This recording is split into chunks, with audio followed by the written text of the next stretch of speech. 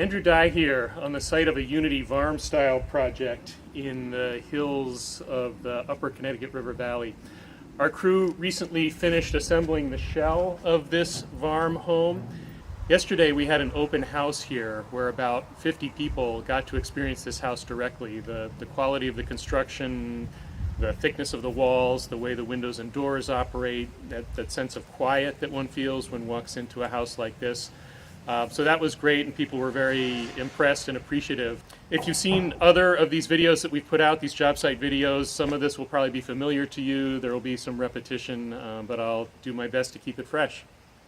I like to start off these videos by talking about the design of the house and how the design was configured within Unity's design system from standard components, standard parts that are pre-designed and pre-engineered. So for the Värm, the core of the Värm is 24 feet wide and 36 feet long for a typical Värm, and you can see that volume there in the middle. On the left we have another standard component, which is a 14-foot deep by 24-foot wide bump out or addition, and that's typically a first floor bedroom suite.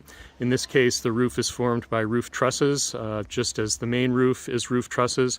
And then to the right, we've got a standard connector. That's a 12 by 16-foot connector between the main volume and the garage, and that connects to the garage, which is 24 feet wide and a bit deeper than a standard garage. This is 28 feet deep to allow for some extra storage.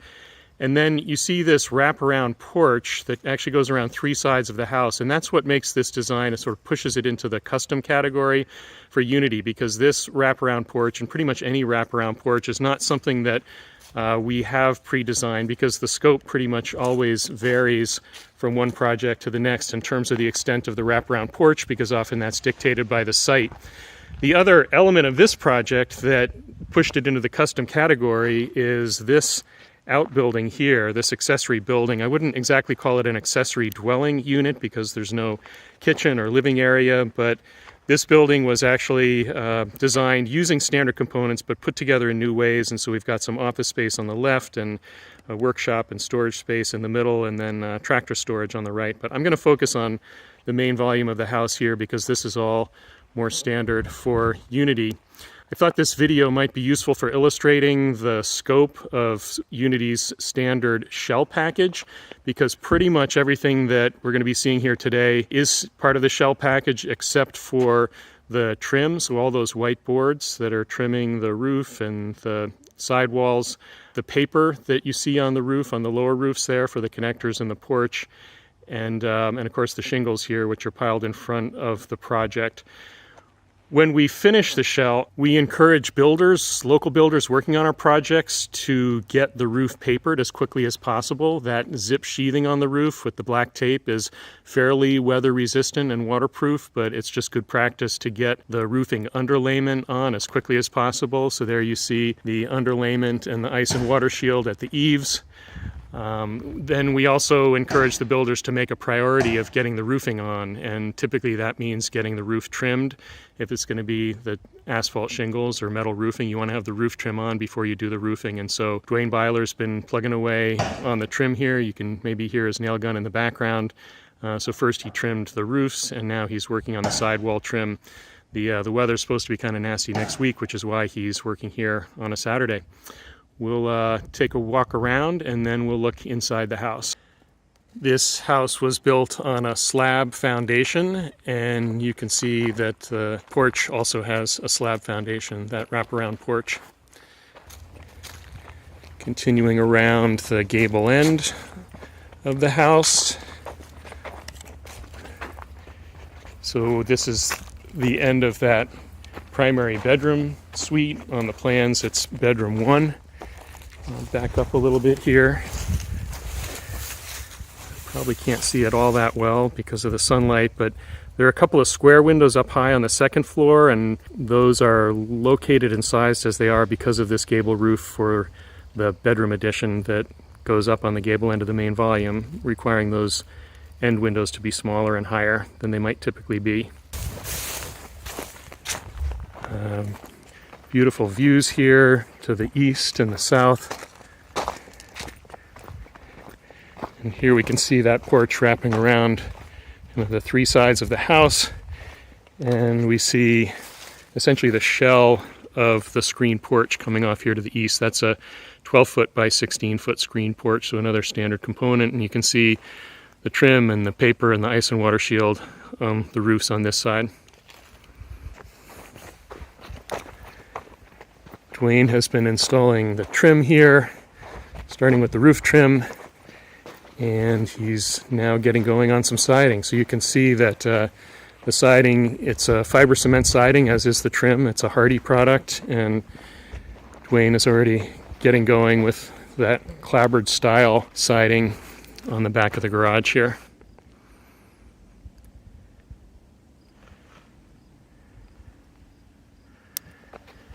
And continuing around the end of the house, you can see that other building beyond. And here to the southeast of the house, the septic system is underway.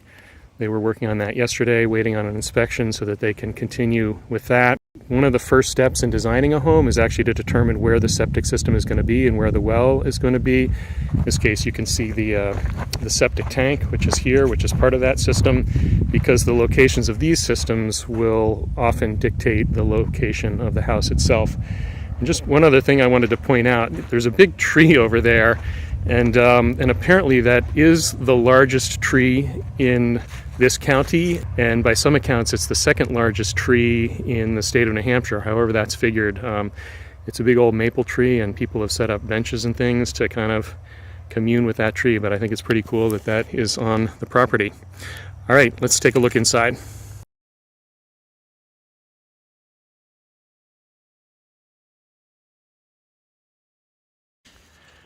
We'll start with the garage. This is a pretty typical garage for Unity, except for the fact that we have this membrane on the ceiling of the garage. So this is the underside of the roof trusses, and this membrane was installed and the strapping installed because this garage is going to be an insulated garage, and that is pretty unusual for a Unity project. Normally, when you look up at the ceiling of a garage, you'll just see the roof trusses, maybe you'll see the underside of a storage area if it's storage trusses. A bunch of conduits coming up here that were installed prior to the pouring of the slab, and these are for electrical and water and communications and fiber and all kinds of stuff, and solar, because there's going to be solar eventually. So some of these conduits are also for making sure that the utilities get to the auxiliary building as well. We'll go through this door now from the garage into the connector, and what we're looking at now is this sort of mudroom entryway area between the garage and the main part of the house, with these nice double doors that'll go out to a deck in the backyard. And we have here a laundry area, a little bit difficult to see, but that preform penetration in the corner there is for the dryer vent. And this is going to be mechanical space, so there's going to be probably a pressure tank for the well, a water heater, and then elements of the heating and cooling and ventilation system. I believe this project is going to have a Minotaur system that'll do ventilation and some heating and cooling.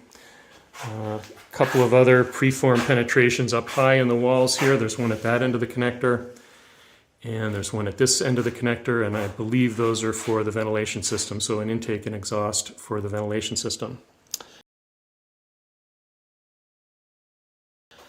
Coming into the main volume of the house, pretty typical layout or partie for a Värm, where we've got the kitchen area directly off the connector, so that blocking is in place for the kitchen cabinets. Got some plumbing there pre-installed for the kitchen sink. We've got the conduit for the power at the island, for the outlets at the island. Nice double doors going out to that screen porch that we saw from the outside, a big window from the living area. And that big opening goes into the primary bedroom suite that's at the far gable end. We've got a half bath over there in the corner that's on the other side of this alcove. That's part of the living area. Got the stairs going up to the second floor. And then this space here in the middle of the house and toward the entryway is generally given over in a Värm to mechanical and storage, so it's adjacent to the stairs and under the stairs. And so there will be another entryway here, entry hallway by the main door, and there's a coat closet over here, a front hall closet, if you will, adjacent to the entry door. Normally, we'll install all of the exterior doors except for one in the shop and leave that one exterior door off for construction access. But in the case of this project, the decision was made actually to leave the two finished doors off, the one from the garage into the connector and the one from the front entry porch into the main volume of the house, just so as not to risk those doors during construction, to give a little more flexibility in terms of access. And the project is close enough to us so that it won't be a big deal for us to install those doors at the appropriate time. So coming now into this primary bedroom suite, we can see the bedroom area on the right with the doors out to the covered porch, the wraparound porch. Big closet here. And then at the far end of this bedroom suite, we've got a bathroom that'll be, I think it's a 5-fixture bathroom. So a toilet here and a shower here and a tub here and a couple of sinks here. I'll just note that when doing the sub-slab utilities, the piping and the conduit for a project like this on a slab foundation, it's critically important to get these stub-ups in the right location. And we've got some tricks and techniques for doing that, essentially mocking up the wall locations for the plumber who's installing these pipes before the slab is actually poured. And it generally works pretty well if you look at how we kind of nailed it with these locations. But it is something that we get questions about because slab foundations are not all that common in New England if you're not building with Unity, but probably 50% of the Unity homes do get slab foundations, and so we have a lot of experience and happy to share that with local builders. I'll also just note how kind of clean and organized the job site is, and yes, we did just have an open house yesterday, so it was very well cleaned up. But often our job sites look like this, and it's a great way to help ensure efficiency and order and that things are happening the way they're supposed to see kind of a plan table like this set up with a notebook and critical components, and we set up this temporary table here in the middle with the plans for the visitors who came yesterday for the open house. I should probably mention these timbers that are typical for the Värm. So we've got structural timbers here. These are Nordic lamb timbers that are running the length of the building with columns, and they're supporting the second floor, and they're also sort of defining or helping to define kind of the main living area and separating that from the more utility areas on this side of the house. All right, let's go upstairs. Blue, you want to go upstairs? Here we go. So these are temporary construction stairs that we install. It just makes the raising a lot more efficient to have these stairs in place during the raising. We're not messing around with ladders. It's much safer to have these stairs. These will get pulled out to be replaced by the finished stairs. Here, a wall was left out of this bathroom at the top of the stairs in order to facilitate the installation of this cast iron tub. Apparently, we didn't get this tub installed during the raising when we had a crane and a forklift and everything was open. Typically, we would try to do that, but a few guys kind of lugged this up the stairs, this heavy cast iron tub, the other day, and now it's in place.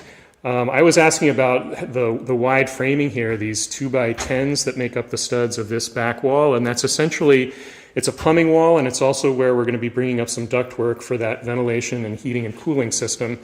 That's why the studs are so deep. All right, this is kind of a big main flexible space here on the second floor of this farm. They're basically two parties that we have for the Värm. One of them has a long hallway that's parallel to the stairs, and there would be typically 3 bedrooms and then a utility space, laundry or bathroom at each end of that hallway. But this is the other partie that we offer, so there's this really generous space that can be used in lots of different ways as a rec room or craft space or overflow bedroom space or home office or workout space in this basically 2/3 of the Värm on the second floor. And then we've got a couple of bedrooms back here. These are nice sized bedrooms, each one with a large closet. So I'll go into each one in turn here. There are those high windows, the square windows that we saw on the gable ends, and these windows with the lovely views to the east. And here's the closet for this bedroom. And I'm going to walk through this wall into the Other bedroom.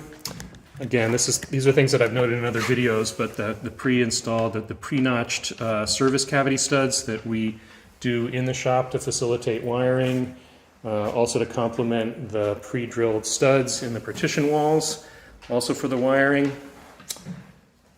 And then we'll make our way back into the main space. Back to that bathroom where we started. As I noted in the garage, here we have that membrane on the second floor of the main house. That's an air barrier, and we've taped the seams and we've strapped underneath, and we're going to want to maintain the integrity of this air barrier throughout construction. So it'll get penetrated by plumbing vents, hopefully not more than that. And it's critical for the performance of this home that we do maintain that air barrier.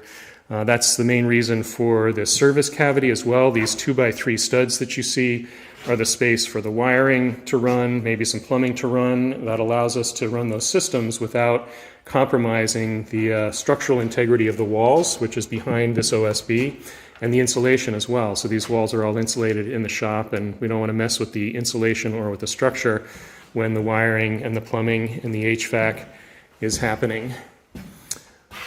One last note, which came up a lot during the open house yesterday, but I don't know if you can see that hole in the floor. There's a bunch of holes in the floor here, and people asked, what are those holes about? Why do you have holes in the subfloor? And that's actually how we pick the panel. So if you've seen videos of these panels flying into place, the second floor panels, there's a neat system that has basically a steel dowel, and you drop the dowel into that hole, and the dowel has straps attached to it, and when you pull up on it, the dowel locks underneath the panel, and then we attach those straps to the crane picking straps and pick the panels, and then it's easy to unhook the panels once they're in place.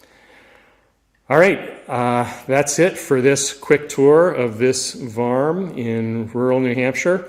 Hope you've enjoyed it. Hope you found it helpful. I know these videos can't take the place of in-person marketing events, and we'll continue to try to do open houses as we're able to, in-person open houses. But in the meantime, hopefully you'll find these videos helpful.